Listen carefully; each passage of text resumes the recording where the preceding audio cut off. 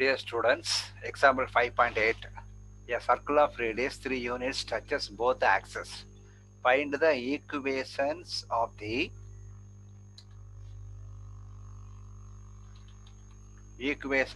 these all possible circles formed in the general form. நல்ல கவனிங்க. ஆரம் 3 அலகுகள் கொண்ட ஒரு வட்டம் ஆய அச்சுகளை தொட்டு செல்கின்றவாறு உருவாகும் அனைத்து வட்டங்களின் பொது சமன்பாடுகளையும் காண்க. அனைத்து வட்டங்களின் பொது சமன்பாடுகளையும் காண்க. இது வந்து கேள்வி.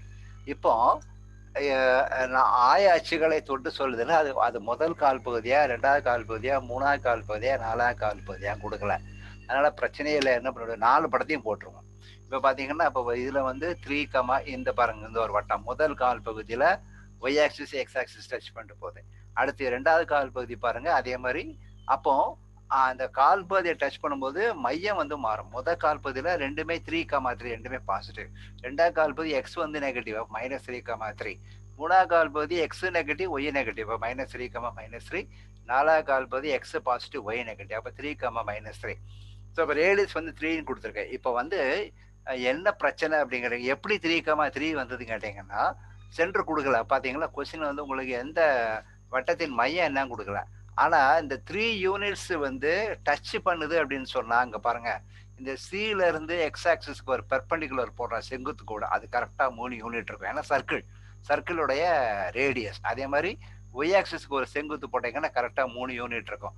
அப்போ இந்த சென்டர் வந்து பார்த்தீங்கன்னா 3, 3 அதான் அங்கே போட்டிருக்கு. அதே மாதிரி இங்கே வந்து இங்கே ஏன் -3 போட்டுக்கோன்னா, ரெண்டாவது கால் பகுதியில் எக்ஸ் வந்து நெகட்டிவ், அதனால -3, 3. இப்போ ரேடியஸ் வந்து 3. இப்போ சென்டரும் கொடுத்து ரேடியஸும் கொடுத்தா அதுக்கான ஈக்குவேஷன் உங்களுக்கு தெரியும். x - h² + y - k² = r². இது ஃபார்முலா. r வந்து 3, சென்டர் வந்து 3, 3. இப்போ நம்ம எதை எடுக்கிறது, எந்த சென்டரை எடுக்கிறது? 3, 3 எடுத்துக்கிறதா? இல்லை நான் வந்து ஃபர்ஸ்ட் குவாரண்ட் எடுத்துக்கிறேன். நீ என்ன சொல்லுவ, ஏன் சார் செகண்ட் குவாரண்ட் எடுத்தா என்ன?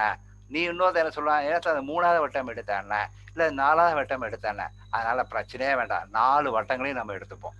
சரி, 4 வட்டங்களையும் எடுத்துக்கிட்டு நாம் வந்து சமன்பாடு அமைச்சோம்னா x - h² + y - k² = r² போடும்போது என்ன போடணும்னா, x ± 3² போடணும்.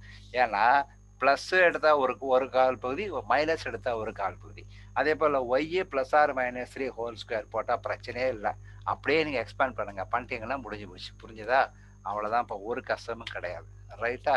இப்போ பாருங்கள், என்ன ரொம்ப சிம்பிளாக பண்ணிடலாம். நான் சொன்ன புரிஞ்சுக்கிட்டீங்களா? என்ன புரிஞ்சுக்கிட்டீங்க? இது வந்து 2 கால் பகுதியும் 4 கால் பகுதியும் டச் பண்ணதுனால அழகாக நீங்கள் என்ன பண்ணிக்கலாம், சமன்பாடு. So required equation. புரியுதா? Required equation.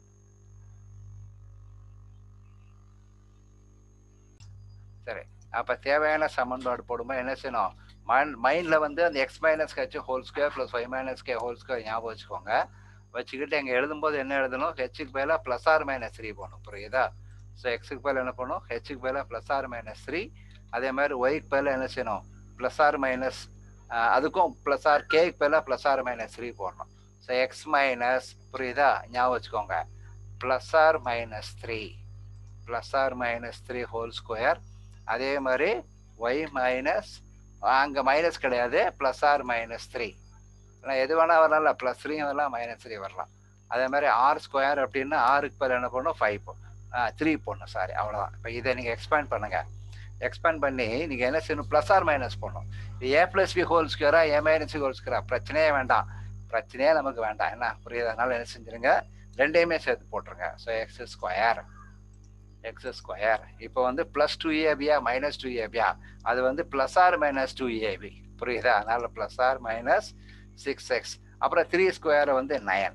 அதே போல் இங்கேயும் அப்படித்தான், +y². புரிஞ்சுதா? So y².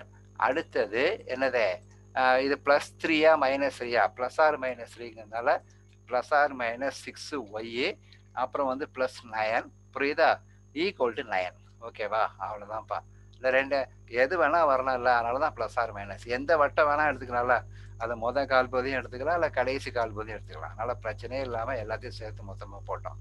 புரியுதா? +9. ஓகே, அவ்வளோதான். இப்போ எல்லாத்தையும் ஒரு சேர் கொண்டாங்க. ஸோ ஒரு சேர் கொண்டு வந்து ஒரு அரேஞ்ச் பண்ணுங்க. ஸோ ஃபஸ்ட்டு x² போட்டாச்சா, அடுத்தது ஒய் ஸ்கொயரை போடுங்க, ப்ளஸ்ஸு ஒய் ஸ்கொயர் போடுங்க, ப்ளஸ்ஸு ஒய் ஸ்கொயர் போட்டிங்களா? அடுத்தது ப்ளஸ் ஒய் ஸ்கொயர். அடுத்தது இந்த ப்ளஸ் ஆர் மைனஸ் 6x போடுங்க, ப்ளஸ் ஆர் மைனஸ் 6x. அடுத்தது ப்ளஸ் ஆர் மைனஸ் 6y போடுங்க. அடுத்தது இங்கே பாருங்க, இங்கே 9 9 கூட்டினா 18, இங்கே 9 கழிச்சா ப்ளஸ் 9. So plus 9 = 0. அவ்வளோதான்ப்பா ஈக்குவேஷன். ஓகேவா?